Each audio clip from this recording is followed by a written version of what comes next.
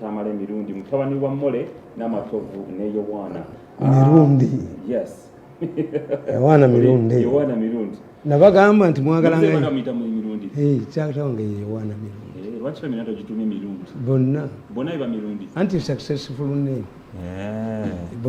batuma abaana baabwe batuma ki kubanza I stress Mirundi why I don't have a Christian name ate Joseph is a nickname natoka mu P6 P7 nibaga nti okola ebigezo you must have a Christian name nebakuwalya Joseph nerwanira mu church nekuba fazi kiko nenfuluma koza alikuwa myaka emeka I apologize I came late purposely I had a night prayer session in my church chevi nawe saba I'm the chief priest the saba mu church ogambene abenkumye saba I have my church I was born 120 miles from Kampala I went for consultations mzee sikutegedde mwao what the prayer session night prayer session this is going to be a very different program and I want to borrow 10 minutes to make a personal statement. Please go on. Decision making in politics is a whole chapter. When do you make a decision? In politics? A decision is determined by what you want to achieve. All decisions must be purposeful. A decision must put in a picture the past and the future. A decision must be determined by your past and the future.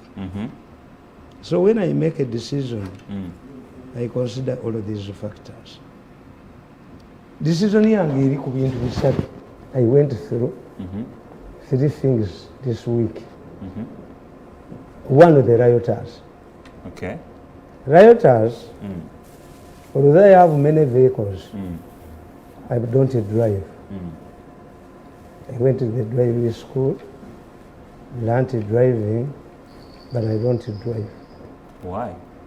But on that day of the rioters, I don't know what possessed me. I drove myself from Kampala to my home. 120 kilometers? Yes. Without security. And nobody knew. Naye what surprised me, bano abaana baali balina communication system. Abaali bekalakazi. Bw'oyita ku road block eno eyaawo communicating. My vehicle was never attacked. Ebya Museveni byennyini nga buli wentuuka bagaga okuba ba mafias. This is a lesson to the mafias. Nawulidde nanga ng'agamba when was the police caught unaware? And it's not your responsibility, it's the responsibility of intelligence. Buganda riot zabakwata pansi down. Wano mu Kampala abantu abajangako n'enjala eza yero. Nkugambye nga bw'oyitawo oyina okuba emizira gya Bobiwine. Alaba basimuuzanga ebipande bya Bobiwine. They had a communication network. In some places, bajjanga ne twekubya ebifaananyi. This is a BYA. Njamuga nti I deleted the road. Nentuuka ewaffe. The most dreaded place was Nyendo. But because of their communication, bali bamaze okubabuulira nti emmotoka Mirundi yagirimu, amayinja gayimirira. So it was a well-calculated demonstration all over the country. Bano bwe baba basaaga, bali abaana omanyi mbagamba, nayogera ku Bobiwine. Naye mbaga nti Bobiwine, a government, the presidency is like a beautiful woman who works in a bar. Men of substitute and saints fear her until the border man who is aggressive floor her. Tebakitegeera. Bw'olabayo abalina amagezi mu mutwe abavuganya Museveni. Obwa president bulinga mukazi mulungi akola mu bbaala. Abasajja abalina amagezi bamudduka. Bw'omukwana toddamu na kubeerawo. Yewa boda mukwata mu kiwato. Very aggressive. This is a movement. Alaba mudduka bagamba nti alabika alina bangi. This is what I wrote about Bobiwine. The president is like a beautiful woman in a bar. men of sense read her. And the time, ali aggressive. Yes. Naje namutwala. Yes. Tyson yakuba abantu bonna. Yamukuba yali aneno. Yamukwata aweddemu. Brazil yatwali World Cup emirundi emeka. Bagikuba kati. So the time is important. Tutandike? No. Ekyokubiri, yesterday I was stuck in a jam. I was in my Mercedes Benz. Naye ababoda nga baagala kugisindika. Many government officials are in hiding. Otukubira ba mafia. Otukubira ba mafia. Is another verdict from the public. They had to hide all government vehicles. Which means if you hide a government vehicle, you are hiding yourself. What are you fearing?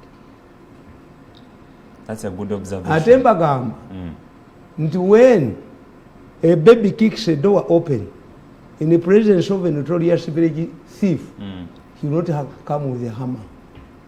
I think it is going to be enough. If people like a Bobiwine can shake the country, you will see you people.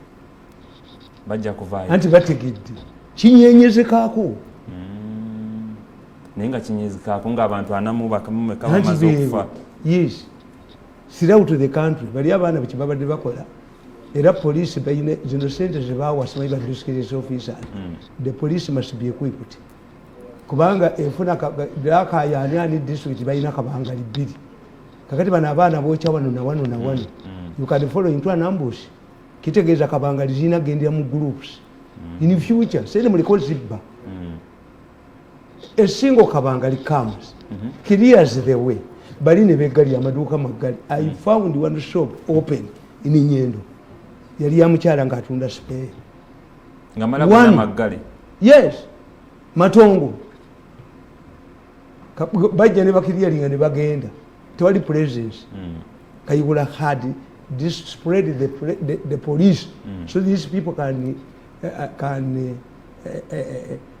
force you if you don't have money power. Never done groups in the Kabanga in the Vajikuba. Anti Jim, Nikiri Kuba, again they were Boniva down the Babios. And these were new tires. Jabayocha. Emipiri Jabadimipia.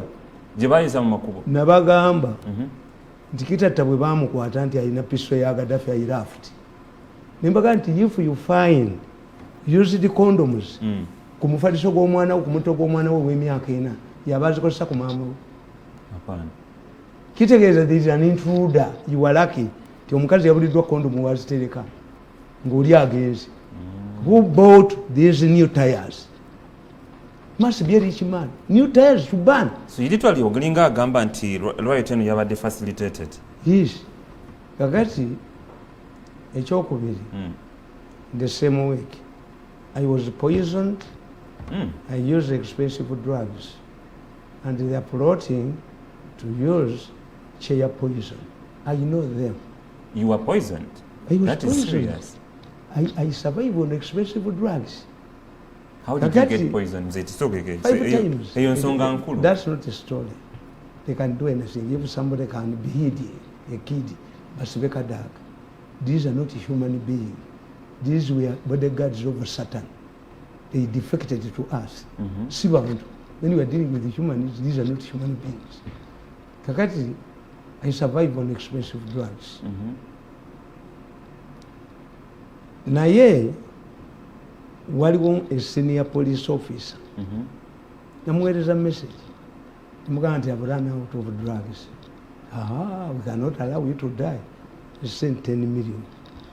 For your drugs? We cannot allow you to do what? To die. A police officer? We cannot allow you to do what? To die. You are doing a very commendable job to this government. This is a verdict from a senior police officer who enforces law and order, and the same verdict from who serves the government? The so-called hooligans. It means a lot. The third one, I saw my reading tormentors being humbled. I was watching them on Sunday. Did I tell you? Nti mbadde ku byuma byange nenda ba meeting. Omusajja bamu omwali abakyala babiri. Abakyala. Omusajja bamubba $20 million from his accounts abroad because he has limitations in travel. When I saw my commentators being humbled it was and victory. we are forced to write handwritten apologies for stealing this man. It was victory for yourself. Yes, I danced. I went back in my small church. I have a big church in the village and I have a small. When you come to my home, they will tell you, "Ali church, Osawa. Nesawa, the neighbors." Nitubaza Katonda chali mulamu wa surviving obutwa. The Baganda have a proverb that if you follow somebody, you don't bite him. No, this is your freedom. This is your victory. To you. To me. Mbalabyeko nenda omusajja omugaggafuge ng'abagamba you can even hire hitmen babatte ku ssente zange. I have copies of their handwritten apologies where they have surrendered their buildings. Let anybody undermine any of my programs on TV and radio. You will send my demand in Kamwenge. I'm capable of doing it. Wow.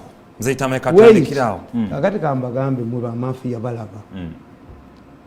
pain that this rich man has gone through is what I've gone through for 8 years. Wow. Akitegedde ti human being react the same. Kakati nkola resolution zange. One, they are talking about negotiations. No negotiations. A vanquished cannot dictate terms. You can't negotiate. They brought the Chinese recently, they brought the Canadians to jam my machines, they failed. They brought the Israelis, failed. They hired military intelligence agents to locate my machines, they failed. These are different machines. The report, I have a report from military intelligence agents. This man is connected to a satellite, a Russian satellite, which sends the images to Moscow and is the recipient. For 8 years they failed to get the machines. A victory, another victory against them. No negotiations. They are talking, you see the professor. Professor said, we underestimated this man. Professor Ali mukugula Mwari. Professor Alimba Mafia Vegeta Fellowship. Robbery is robbery, whatever name you give it. Abaganda bakugandi bamusumagiziza robbery. Bamuyigiriza Kampala robbery. So the title of an organization does not change. This is robbery. And robbery in government institutions, they don't spare anything. The Italian mafias developed Italy to the 70s. These ones are crippling the country. So one, the professor said, this is the political career. Yes, this is diseased. To you know kuzika, no kusiga. Okusiga means germination. Okuzika chitegeza dead. So what the professor is saying is that my political career is dead. Compensate me. They have agreed on compensation. That we should sit with him. No. A vanquished cannot dictate terms. Calculate my compensation adequately. Why I never work in this government again. As he says that my career is deceased, like Jesus, it will resurrect in another government. In the future. Maybe that will so, by the way. So, your compensation, I directed them where they should put the compensation. It is not a buy-off, because a buy-off means I would stop, I would surrender my machines to them, that I should, they even offered me money to give the president false information. Really? Because they had captured all of the intelligence. How can I go and buy expired drugs to my sick father? From high, the mafia gang contains who is who in government. Very powerful people. At one time they resorted to Zoom. My mother body contains 1 million people. Any of those 1 million people who makes a meeting, it reports. It captures it automatically. Really? Yes. And I never surrender it to anybody because it was not bought using government money. Ask the president. That's a big story to investigate. Magodia resolutions. How you got it? Compensate me adequately because we shall never work together. Negotiations are completely out. They know where to put the compensation. They know where to put the compensation. Adequately.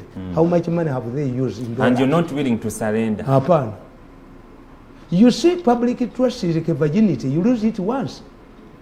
Why do you think that this man who was abusing Museveni everywhere is now moving with a pistol? It means you are no longer useful to the president because the president was interested. Anybody would be. How can you? I'm a general with the 50,000 rebels. You surrender alone? It means the war will continue.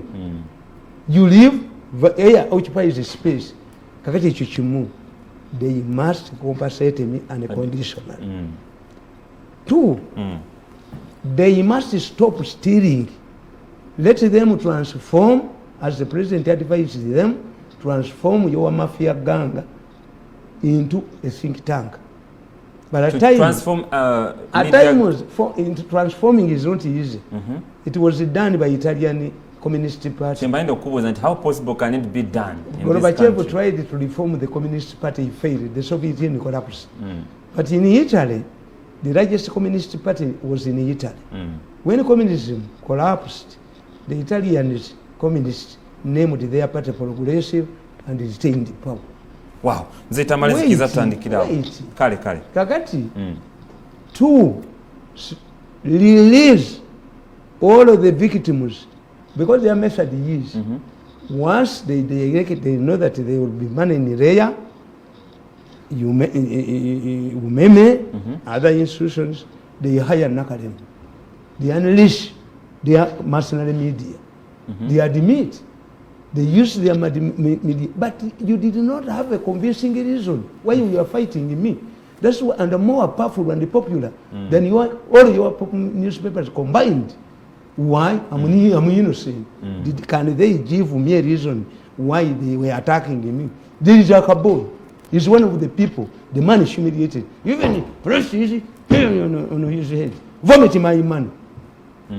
If I want to destroy that boy, let him try to undermine any of my programs. I hear they are trying to intimidate in Boga. Let that boy continue his practice of intimidating people. I will release a creep, 2 creeps, which will destroy him completely. So release victims like a nursery, apologize to people like Rukwago, you humiliated to get money. They humiliated Rukwago, put him using Akulu. They had captured all state institutions. So that's the second one. Finally, I want to tell you the professor is a professor of psychology. Are they watching? Yes. They follow me. Okay. Like a grasshoppers follow light. Like a locust follow light. That's how they follow you? Yes. Okay. They follow me. Because now they're on my mercy. All of the technologies failed. I rape them like a naked woman. So I rape them like a naked woman. That's too much. Don't struggle. Finally, professor wa psychology njagala mumubuulire. Nafuna incident nga tukyali baana bato nawe wakola ku zomba. Tutta obunyonyi. As if there was no me. Twakozesanga mipiira gyaki? Mipiira gy'eggaali emikadde. Kakati nga twakolanga butida. Kati bwe twasala mu mupiira ne tulekako ekitundu bwekiti nga kiwanvu mu ddiiro. I think oba twabulira maama nga ajja ne tudduka. Kakati when our mother came, twakozesanga tadover. We had no light at that time. Buganda yafiirwa leero line yali erina kuyita Masaka egende e Kasese ne bagigamba mbu ab'Emmengo ne bagamba buli weyita ettaka libafaata infaatayo. Amasanyalaze ne bagaleetangayo Mmengo. Mmengo had invested in n.u.p. naye nga gali mu senta zaabwe zokka. Ne balimba Abaganda mu amasanyalaze bwe gabeera mu nnyumba. Abasajja baatulizibwa. Abaganda ne bagana amasanyalaze nga bo baganya. That's why at independence omukolo ogwali Emmengo dina amasanyalaze gaavaako Hey. Yes, at independence. Yes, at independence. Abemmengo bakustinga oyo omulangira w'Kent. Naye amasanyalaze gava ku bigaddako gasanga babba ennyama abantu bateeka ennyama mu makooti. Wangi. Kakati maama waffe yali alowooza nti musota. Nayita omusajja bamuyitanga Minaani. Twakula naye yabeeranga nnyo mu ttawuni. Era eventually when he became old, he was knocked by a speeding lorry. Naye ne bakwata ne basasula ssente. Bamuziika bulungi. 3 million. Kakati maama waffe agamba Minaani kuba omusota. After 30 minutes n'amubuuza naye omusota gw'okuba ogutafa kiki? N'amugamba nti maama nkuba kipiira. Kakati the professor of psychology should understand, and others who are watching me. All of the time they were hitting Mirundi, a human being. I'm not an ordinary human being. You're something different. I'm something different. Anybody who tries to fight me thinking that I'm ordinary human makes mistakes. This is Bakuba Chipira. This is a very powerful outfit. The Americans got quite a lot of information on Zoom, because Zoom at night you could hear all the powerful people. They thought by developing Zoom that they usually Professor celebrated even when the Chinese came, the last ones who cheated them. We say this time we shall put missile under our feet. Let me ask you, Ankubuze Chibuzo Mzee Tamale, in regards to missile, who do you report to? Nowhere. And how relevant is your information gy'ofuna ku missile? Tebakankana kati bagambye bagenda mu YouTube. Aba YouTube ne babagamba mugende mufune court order. This is an American company. Ne bagenda bagifuna. Ne babagamba aba YouTube. Bayine $1 million. The only person who can order us to retrieve this information is Mirundi himself. Came back and put a hand in. Wow. When bali mu meeting you are lamenting. Atukubye, yes, you used the book and you used an extended media. Ate bakoze ensobi. Ono omugagga bwe bamubbiye Dubai. Kuala Lumpur, Philippines e Manila. Kakati ate bagagga banne abalina ssente basabye bank statements. Sai every account yavuddeko bank statement egirina mulinyeyo mulabe. Wow. Mulinyeyo mulabe mujjeko that's the demand. Kakati nkugamba nti they fight, you cannot fight me. I'm not an ordinary person. The ordinary person you see on me, this is a human flesh. But inside you're somebody. I'm somebody else. Somebody wondered, this man is not one of the richest people. He does not own property. We have all of this money at our disposal. What do you want? How have you failed to you were like a Minani who was hitting the Chipira. I'm not a human being. Ran it from professor of psychology. Singati chibadde tradition yange ndisobola basinkana. We can only meet in a mass grave. We can only meet in a police cell, a prison cell. We can only meet on a flight, which I cannot forego. We can only meet on a road, at a road below. Naligende nemuganti kankwambulire mwengo yotegere. You are not fighting a human being. Wow. So stop fighting me. Stop fighting me. If I hear anybody that kaboya sinze nkutuma nkubba. Sinze nabadde ngobba mukama wenga akuteka ko jangu butu ku mutwe. Undermine me again. You will see a lunatic in Kamwing. Those are my resolutions. Tandike. Nature nakunti ekinebaza katwanti wa surviving zobutwa. I have survived 5 times kati babadde baze ku chair poison. Tintule ku ntebe through the annals. What crime have I committed to you?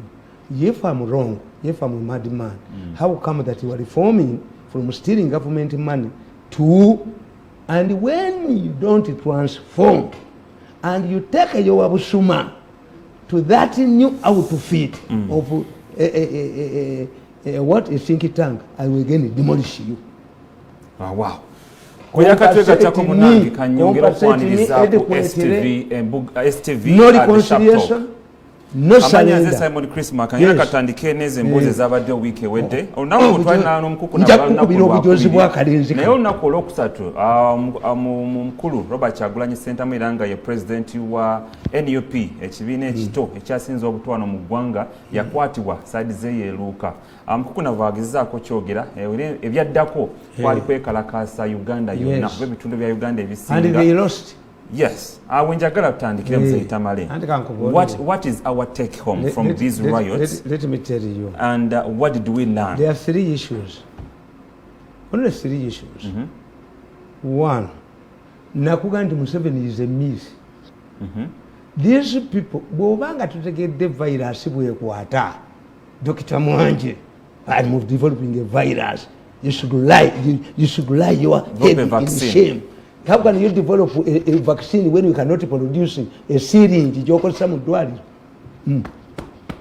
But I think we should give them the benefit of doubt. Any disease, if you don't know how you contract it, you cannot provide a cure. Politics is like a medicine. Museveni's opponents have failed, including his close friends, don't understand Museveni. Nakusomera ku what bitize ti Museveni iri okusifa. Museveni is a patient man. Museveni uses reverse psychology. Reverse psychology operates on 2 principles. One, reverse psychology nkutega ekintu noloza nti gwekifuna muganze nkifuna. Wow. It requires a highly genius person. That's how he operates. Kakati, how does Museveni operate? How does he defeat his opponents? Because he looks far and he does not change his goal, objectives. He can change the methodology, but the objective remains the same. Kakati bano chebatamanyi nti balinga bana basajja badde banoonyesa bakuba ekipiira. Parliament enacted a law that merged the old election law that gave people freedom to canvass support with the Health Act by Parliament. Bobiwine sits in the Parliament, Museveni does not sit in the Parliament.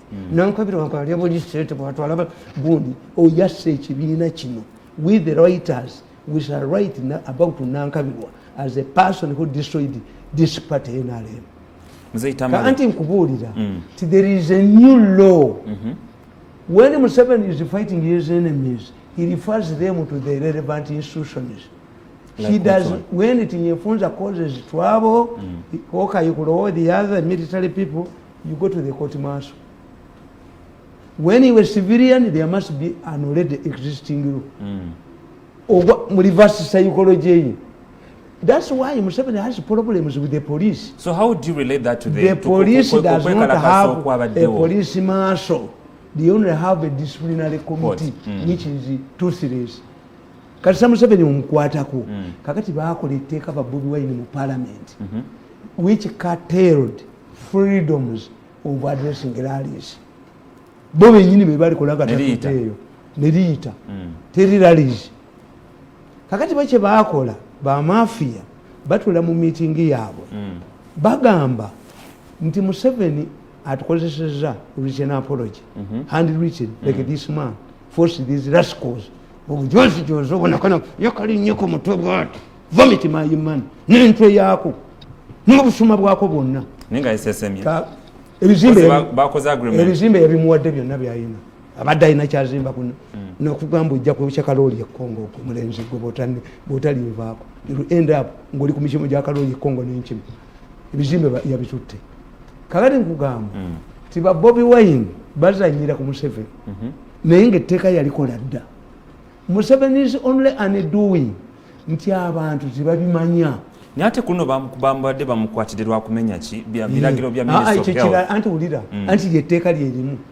You don't address public rallies. Restrict yourself to 200 people.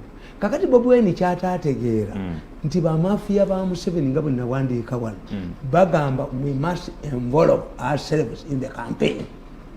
Bayina abantu babwe bagala okugenda mu parliament. Some have declared themselves presidential candidates. What country is this? kyobola baleeta buno mbu ye lwalijja oyo talira na kutongole wano yadde obwala sibamu the most hated person in Uganda at his early age. It is very terrible to be hated. Straight to Uganda when you are young. Where will you go? At one time he remarked, are we going to eat snakes in China? Yes, you will eat snakes. Because if you create trouble here, you will be forced to China. Or to remain in a human issue. They will put you in a human issue. That's what the point. This man was violating an election law. But he didn't know that the mafia gang who wants to involve themselves in the elections were encouraging him. I told you that some of abamu kubemulaba munkungana za Bobiwine benali ne bakwata abenali ne babambaza t-shirt nti naye nabo violating stupidly.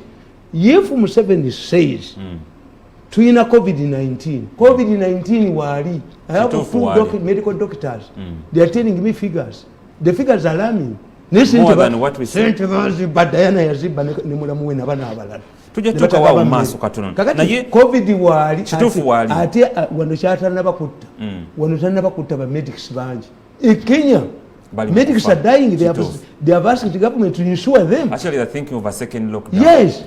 Kenya abatta na wano wali naye babba sente emmere ne bagiteekamu ettaka ate nga abikola waabwe ensonga ya Bobiwine ekibuzo ekiriwo kiikino one he was violating a law. Look, okumanya abasajja bo bajinga nnyo. Look, baby cool needs only to adhere to COVID rules. Bobby cool if handled by an intelligent man like me. Baby cool. You only get yours, your problem is yours. And baby cool has a percentage not for Bobiwine. For what? Popularity in Bavubuka. Anti-music kati yali ati play. Yes, because they don't discuss real issues. Bobby cool yalikoze ekintu kyekimu nga muyita ba leaders 12 mu buli district n'aboogereramu. Tebamuwa sente sayina sente. When I heard that Bobby Kulu had no security at home, I asked my friends in the security to provide the security for his home. Tebamubala. Baba suma babbi bajje mbuwe. Ulaba somebody can think of Don is your dog. I know it. How can you think that a man who has not worked with you for 8 years, did you invite me in COVID? Did you invite me in locusts? What type of heads do you have, these arrogant boys, that I can sit with you? I said, when Museveni told me to go to president's office, he was inciting me to kill Tumwebas. The man was killed in my political career and work under him. Kakati nkubuli nkugamba. Bobiwine Ayogedde. The Americans were very tough and specific. Charged this man before court. He was charged before court. And I heard that now discipline prevails. Why do you stop? First of all, why do you preach to the road converted? When people come to see you on the way, it means that they are your supporters or the Chirolo. So you look at the statistics. What percentage of Chirolo is this? Two, I told you, Bobiwine yagenda waliwo problem omulenzi ono gye yagenda creating nga yakalogwa president. The Museveni's problems rotate around 4 people inside his palace. Bibagenda banyagwa wano neno mafia gang. Kakati Bobiwine has lost. 2, when you analyze the way they organize themselves, many people, why do you think that prominent people died? These prominent people died. Why? Because Ugandans forgot about government. Kati bali kuki? Abantu bali ku private sector. Kasita yatukolera omulimu mulungi ennyo ne gaza amaduuka. Abantu ne bategeera nti bw'ogala edduuka omuyindi akubanja. Ugandans will work even on Christmas. So they woke up. They woke up. That's why these people who were killed, most of them by spray bullets. Ate mpulira bajinga. Bakuba live bullets. Did the parliament provide the money to buy rubber bullets? wajinga kabisa bullets weziri na nalonze nako bbiri ziriwa weziri yanti mukikole muteeka because we call it the Riot Act. That a policeman comes and reads the Riot Act. If under this section of law, if you don't move from this place in 20 minutes, I will use the maximum force. Ekyo ne IGP yakyogera ko n'afulumya manyo n'abagamba kati n'afulumya sasi gwengodduka naye bano bambi abafa bagamba nti polisi bwe nejja netukiriyalingira. That was basically strategy. Tibesi yalumbanga gundi working places markets na for one purpose. Nabagamba nti mumbeera ku mizigo ng'omwana akaaba taata we tasobola mugulira mata. What you do muvemu mukwana omukazi mugulira omwana amata mwebake relocate. Kakati the strategy is if Ugandans who are working in these working places see that the government cannot contain the rioters, they will join the rioters to overthrow the wicked government. This is strategy. That's why they take it. 3 intelligence stakeholder. I know BSG. Look at the character of BSG. Whenever there is a big function in Uganda, BSG finds excuses to stage strikes. Yes. President Museveni yasweyalinga baali president bamugambye Entebbe nti Kenya Airways eganya okuleeta BSG n'abaga nti lwaki nti anti waliwo emikolo wano. Museveni n'abagamba we fought for freedom. That Uganda has remained in Kenya because we have functions here. Let's bring BSG on Kenyans allowed the Kenyan Airways to bring BSG. Arrive at the airport, drive home.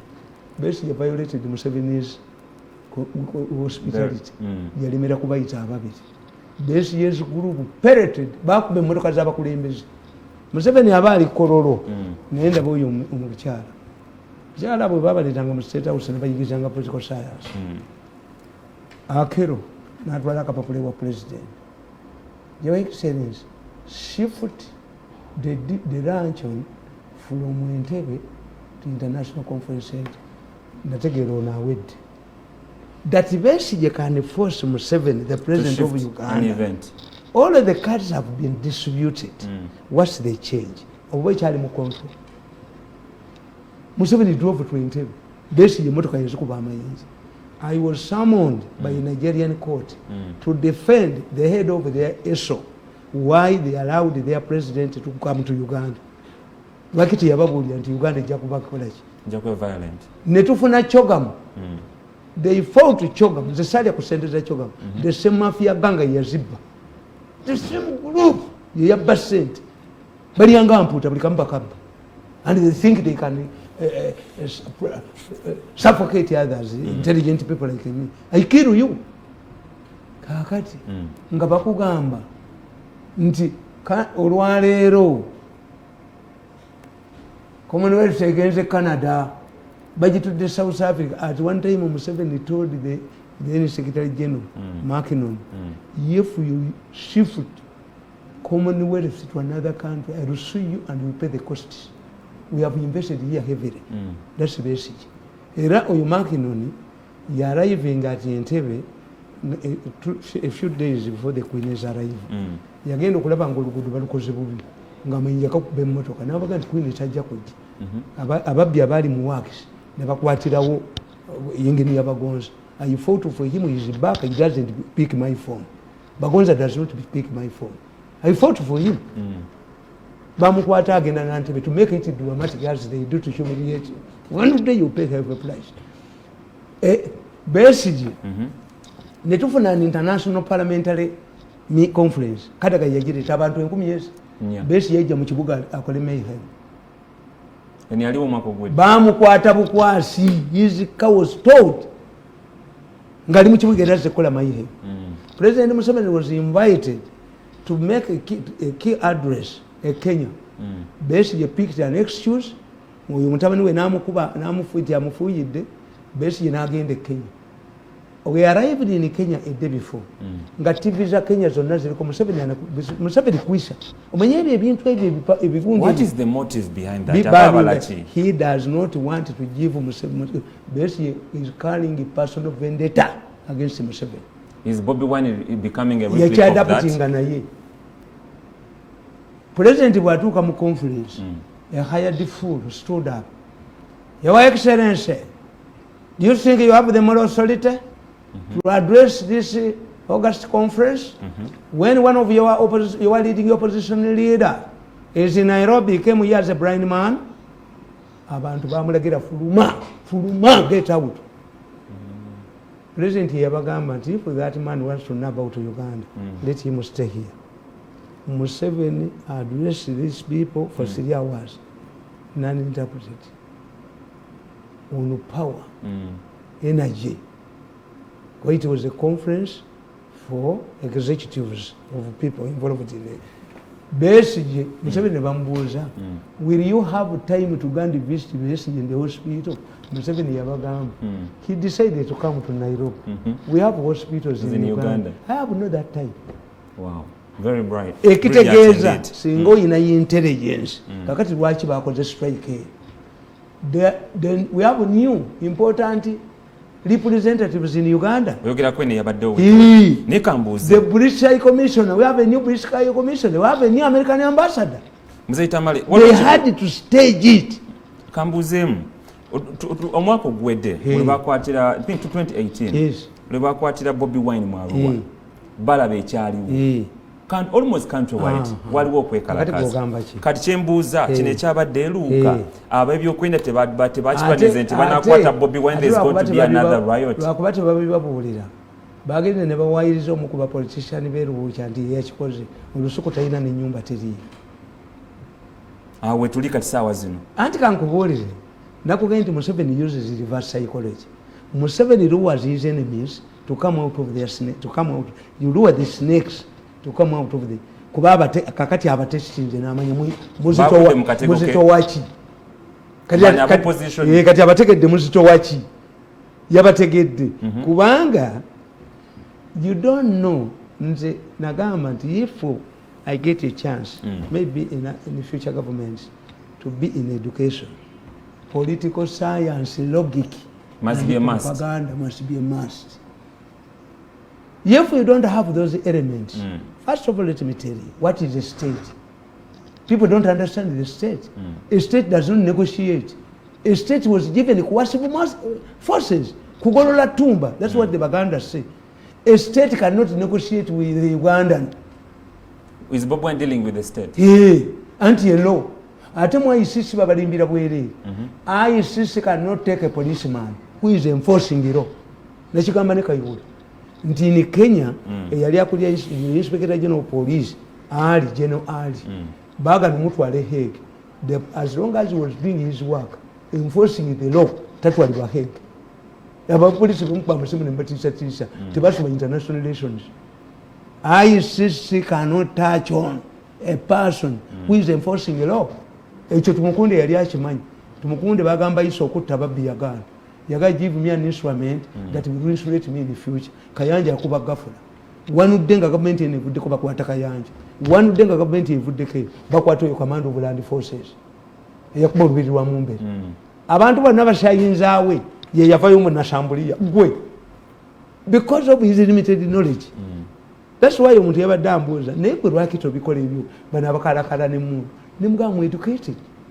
Have been shaped by future nalaba government yami neya UPC ne bano bajja kugenda bano bajoga abantu be basinga akabinja ko kamafia ganga ke kasinga bano byamaanyi ke kasinga abakyoli amaanyi and the international tebalina gye balaga wano bali waluka akati bali gundi wano they are hostages. After that ebigambo byayogerwa muzeyitama state tezanyirwako. If there emerges a person who is more powerful than a state, then the state has seized it. Omuntu omu bw'abeera ng'alina group nga gasinga ga state you flout state rules kati eba ewambiddwa kuba state must control its borders, a state must be a monopoly on violence, a state must establish law and order.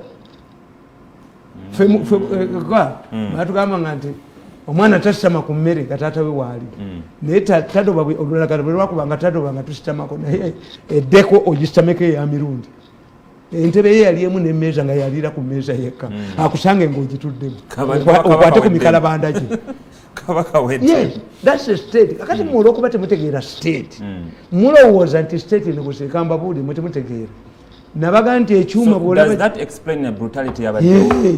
once a state is threatened ate nuclear weapons zaki nuclear weapons countries are allowed to use nuclear weapons olinga kakatiriza ebigambo bya minister wa security yagambye nti amagye gakkirizibwa is honest.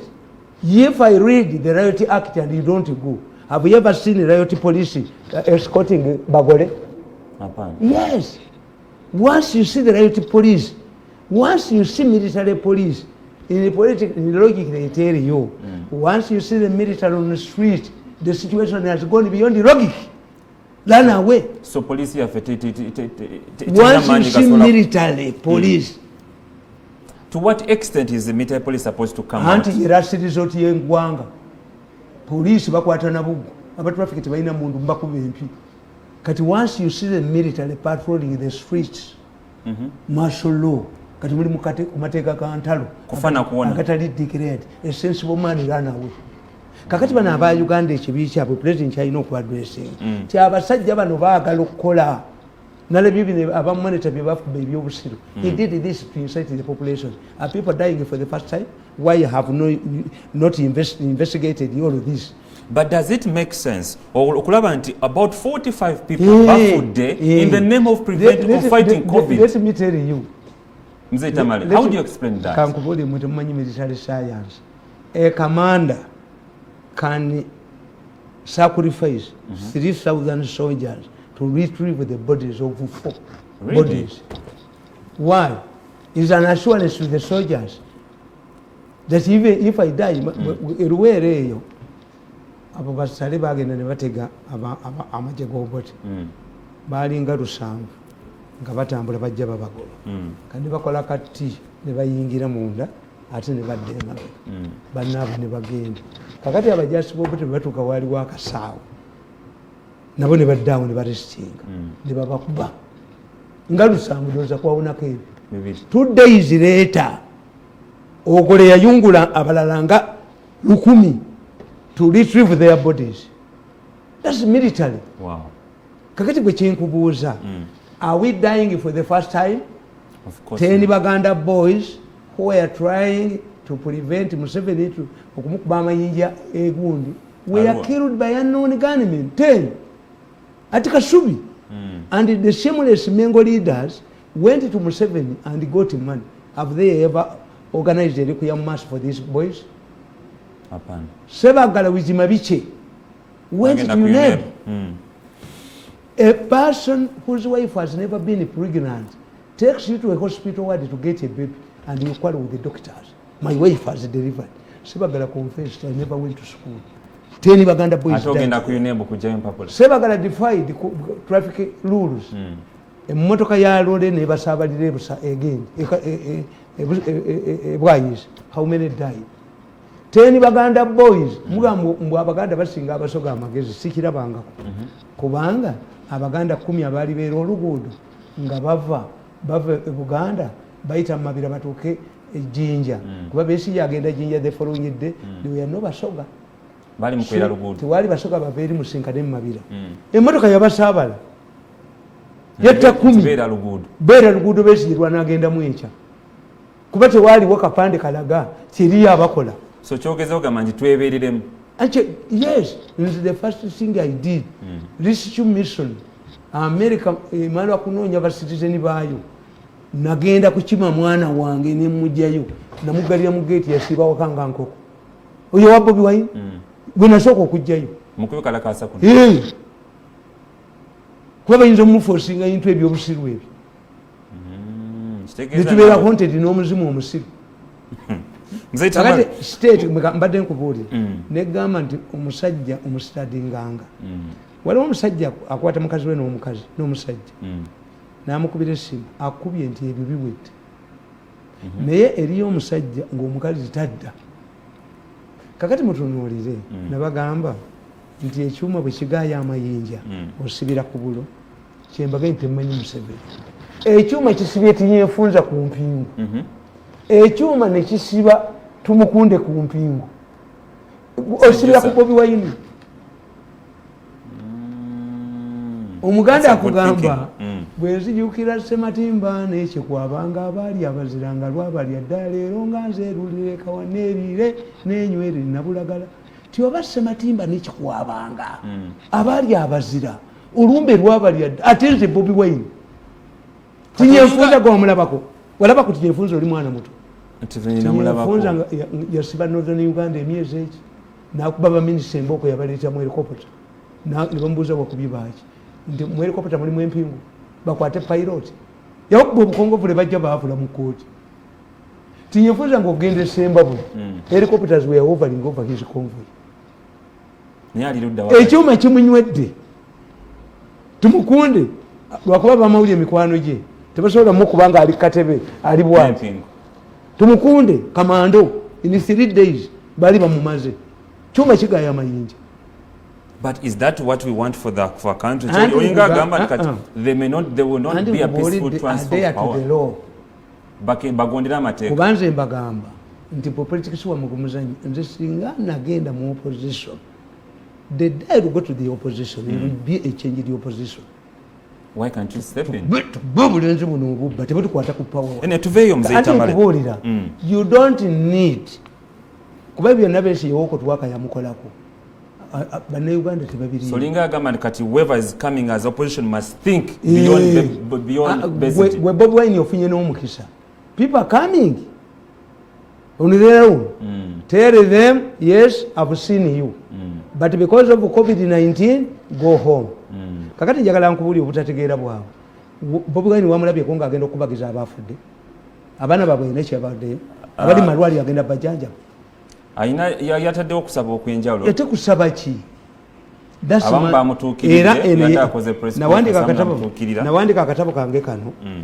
Nakonzikirize nkasomenga gundi bwenkusabye gundi wali. Akatabo kana nakawandika kakadde. Bakaita batya? What divides the state and the religion. I address this issue where I'm seeing religious leaders and the tradition, the excited Mayega meandering into what he doesn't know. Religious leaders, I wrote about a book to guide them. I say, where religious leaders lead changes, not every religious leader can lead changes, can speak and people listen to him. Their opinion leaders. Mulamuzi n'ababuuza nti church nti Tamale. Gw'oli akazimba ayogera. Yavuddeyo n'avumirira ekyabaddewo. Nze mu Christianity abenga oluwazi yonna sibamanyi. Luwalira muzidispektinga yajja ehambo n'atuula demolition n'agenda. Mu Catholic Church I respect Luwanga. Ziwa. Naye amaganduula agamu gasigalamu bwewuuba ng'obwaffe ate nabo buli emmere n'obwaffe gitubulya ati religious leader nabagamba ti where religious leaders lead change. Cardinal Sin was a son of immigrant parents who settled in the Philippines in the 40s. In spite of his foreign ancestry, however, Sin joined the seminary and later was ordained cardinal. By the time Sin became cardinal and Archbishop of Manila, Philippines, was under dictator Ferdinand Marcos. This was a time when the Cold War was coming to an end and the importance of dictators like Mobutu and Marcos to America was declining. The United States had established military bases in the Philippines. The Philippines were opposed to turning their country into a garrison. However, the American strategists wanted to maintain Marcos in power in spite of questionable democratic credentials. With the democratic wave of the early 80s, Marcos became a victim. He lost the massive financial support from USA government. The opposition under Aquino was weak and fragmented. Aquino was forced into exile in USA. However, all of the opposition groups got united under Cardinal Sin, determined to overthrow Marcos. Marcos was forced to make reforms and to allow Aquino return to the Philippines. he was assassinated at Manila International Airport. His assassination triggered the spark of a massive mass reaction similar to the recent Arab revolutions witnessed recently. Marcos was besieged in the State House and soldiers joined the masses. His Air Force pilots bombed his State House compound, was saved by American Marines who whisked him from Manila to USA. However, he used massive financial resources. The popularity of Cardinal Sin soured for fighting, for uniting the opposition and the people against Marcos. So, Cardinal Sin yatazalibwa mu Philippines. Bakati byakyala bukyazi. Cardinal Sin afuna amanyi the most powerful cardinal be bansubuga be bakabuma abatali anga state abatali nanga. So bebayinza okuba 1000 ne bobya abantu ne bawulira. Musigaliza luwalira na gundi oli. Kakati nkugamba nti the popularity of Cardinal Sin soured. However, when the Philippines decided to vote General Ramos and Joseph Estrada, the former commander and the gambler, under Marcos, Sin wanted to dictate to them who to vote. They rejected and opposed him strongly. The masses overwhelmingly voted Ramos and Joseph Estrada. Yabayamba okujjako Marcos. Naye bwe yayagala ate abafuge bamugamba ddayo mu ekereziya. Leave us alone. A religious leader has limits. A religious leader, all those organized groups must be arbiters, referees. You cannot condemn. Have you looked at the law? Nenkugamba. Also in Latin America, the old generation of bishops decided to compromise with the Latin American dictators for fear that the removal would surrender Latin America to the communists. Since the governments were financed by America, the opposition groups were getting funds from the communists. Like in the Philippines example above, the people refused to accept the viceroy, and as a result, the church in Latin America split into two groups. The younger priests developed what came to be known as liberationist theology. Abantu bagamba mu Latin America, the Catholic Church split into two. Bonga bagamba nti bwe tujjako ba dictators. Communists bagenda kuwamba government. But even today, because the churches dined with the dictators, abalokole badidde Latin America. So kakati abayamba Catholic Church to survive, bali bearing from the Catholic Church, ne batekawo kye bayita liberation theology. So mzee Tamalinga gamba nti sawa zino ono papa bamuli Reverend Father LCD height. Olinga gamba abakulu benzikiriza mu kiseera kino, they cannot say any word. Tebasobola anti balemeddwa ensonga. Era nkugamba wano ne nkugamba nti bannaddiini abo nabo bayina ensonga zaabwe. Nakugamba nti bannaddiini bayina ensonga zaabwe. Naye gavumenti tebayingirira. The religious leaders want to intervene. You should look at the problem impartially. What is causing trouble? What is causing trouble is that people have refused to adhere to the law. Chonyonyola. Abaganda batugamba never decide a case before involving your daughter without listening to Kalenzi. How much influence do they have here in Uganda? Tebayina. Is exaggerated. Mengo is exaggerated. So abakulembeze b'ennono n'abenzikiriza mu kiseera kino twali bayinza kukola. Buganda Land Board egoba abantu mutaka kiwalabe mali n'afumula abantu mutaka. Ono yafera abantu bonna n'agenda n'ayola ssente nga masere nkube gakuba. Do they have credibility? Is like your newspapers. Is there a newspaper that circulates 2,000 copies a day? More popular than kasoke tuve ku nsonga ya riot katudde ku nsonga ya campaign mzee Tamale kade katutwaliriza. Njagala nkubuulire. Antusigaze eddakiika nga 10 mzee Tamale. Ate n'ensonga nkulu. Bannaddiini bano mbagamba. Nammwe muyina ebizibu byammwe. Naye gavumenti tebayingirira. Bishop bamuze bamukuba ebusoga. Ne bamupira mu church. Nga tebagala afuuka Archbishop. Did the government come and condemn? It was a matter, a church matter. Bishop Sebuhinji bamutega empiso. Naye toyina banafuya nnyo to that extent. Let they still have powers. The Catholic Bishop of Kabale, Heriman, bamukubira mu ekereziya nga yamba RPF. bano abasiraamu abalina weekend campaign zazzemu abali bagamba nti campaigns baziholtinze nga baagala kulaga solidarity kuba amateeka gagamba nti oli bw'aba akoseddwa kitegeeza naawe kiba kikwatako. Abamu ku abo abaali bayimiriza campaign zaabwe mwalimu Mugisha Muntu n'abalala. Weekend campaign zigenze mu maaso. Mugisha Muntu yavuddeyo n'ayogera ku kintu kya coalition ne General Henry Tumukunde. Naye kati twebuuza mu kaseera kano nga tutambuza ku weeks kati 3 eza campaigns muzeeyi Tamale coalition ekyasobola okubeerawo. Let me tell you, some of these people bamanyi ekigenda mu maaso. Ban ba candidates Bobiwine yalinga omwana gwe batuuzizza ku ntebe eriko bomu.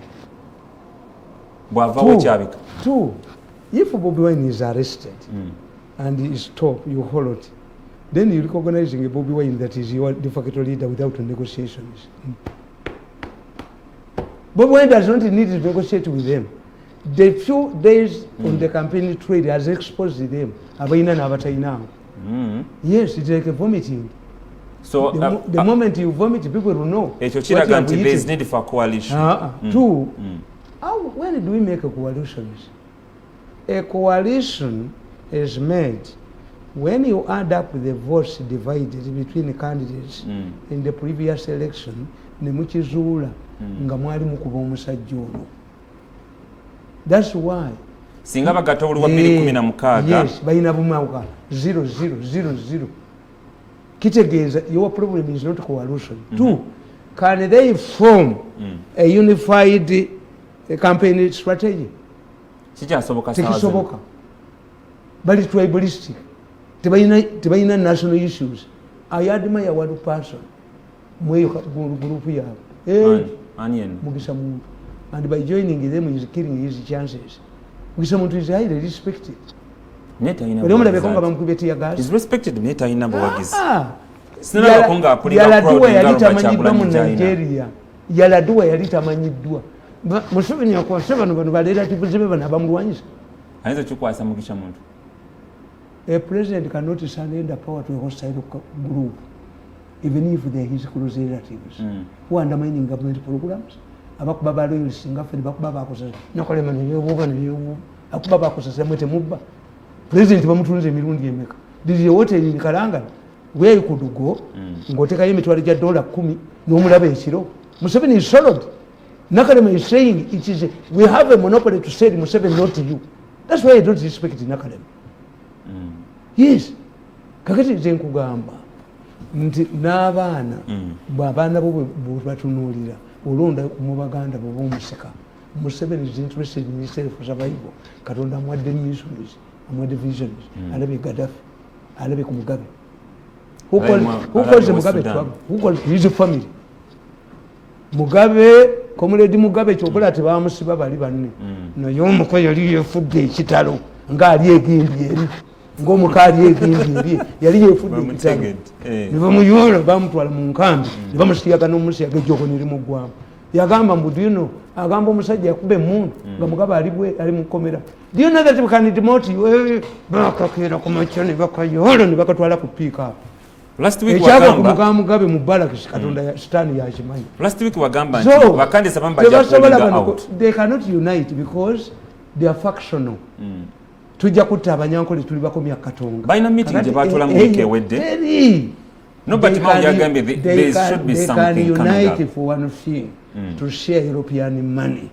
Kuba abazungu tebalina sente COVID yazibamalako. Kati Bungereza yataddewo policy.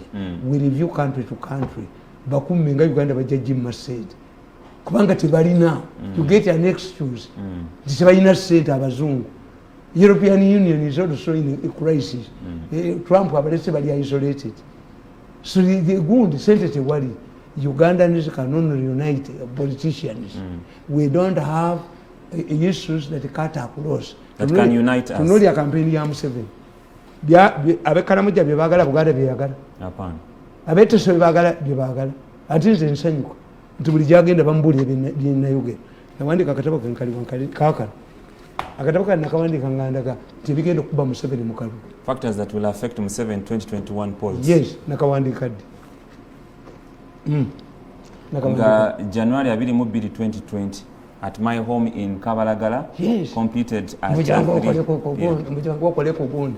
Ebyammwe buli wabeera wakantu ono n'atumayo wabeera yakakiiko n'asindika n'akabagemere n'akasindika mu kyamaani w'ababbi mafiya gamba buli wamu wonna basindika buli wamu nkola lwaki Besigye asirise nnyo mu campaign zo? No, Besigye omugagga akugamba ti Besigye neewulirirako ndisende nsalawo nzibe Bobiwine yagamba when I saw Bobiwine in Arua I had to hide under my desk. Why? I identified Bobiwine, groomed him, watered him, nurtured him.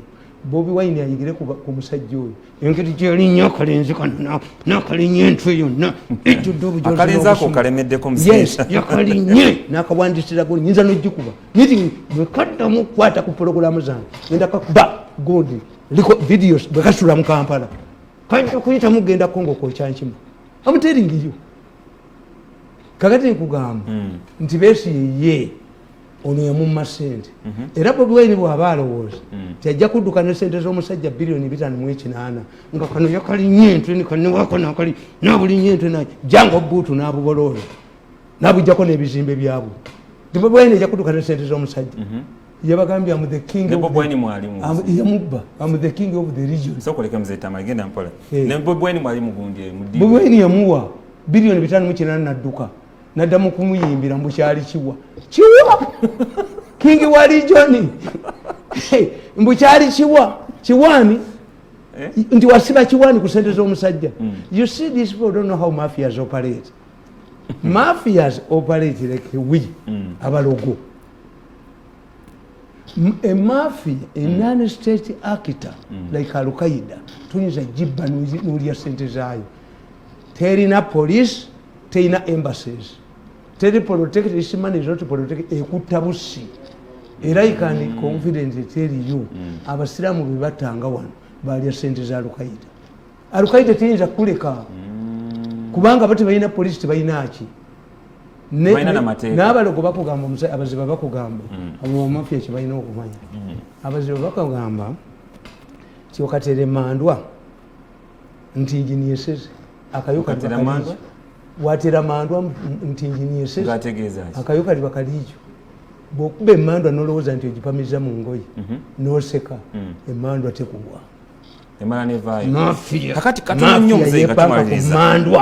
profesa mwepanka ku mandwa okatera mandwa nti injinyeseze akayoka libakalijo emandwa bwesituka ku ttaka yino bakubale ne fellowship n'ekijjawo nga tumaliriza buli presidential candidate avuddeyo acapitalizing ku weaknesses za regime Nobert Mao nja kunokola yemu yokka Nobert Mao yagambye nti agenda compensating abo bonna abazirwanako kituufu eri abazirwanako eruweero abamu tebasasulwanga eriyo bawandiisanga ani abadde azibba.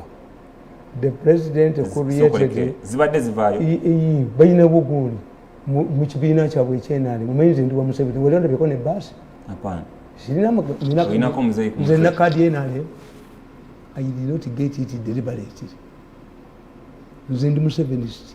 He moves in the morning, I go in the afternoon. I have no future with these people.